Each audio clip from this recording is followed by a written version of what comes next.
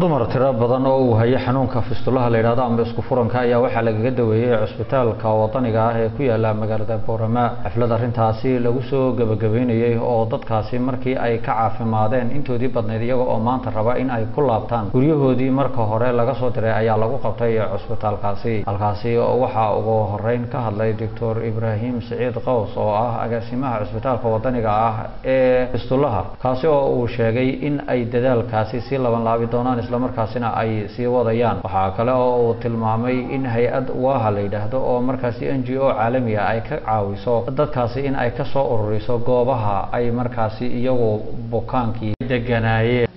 degdeg baan iyaga qalliinka ugu sameeynaa hadday ugu baato bil bay sii joogayaan insha Allah waad ka daba tagi doontaan reerihiin baad ku noqon doontaan idinkoo caafimaad qaba. waxa kale oo idinku dardaarayaa dhalmada ku xigta dhalmada ku xigta waa inaad tagtaan meel ilmaha lagu qali karo haddii aad caadi u dhali kari weyn go'aanka dhakhtarka ku siinaya. haddii kale dibtu sideedii un baa soo noqonaysaa. marka taas ayaan idinku dardaaraya.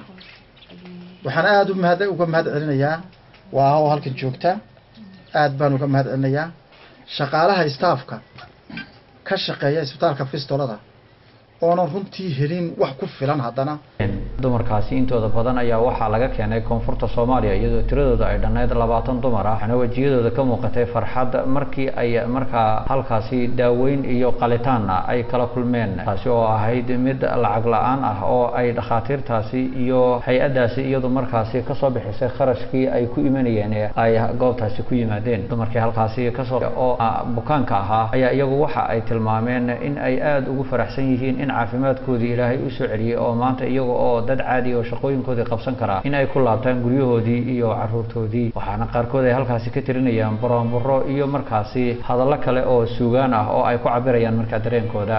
Xasan Ciise, shabakada wararka Sida News, Boorama.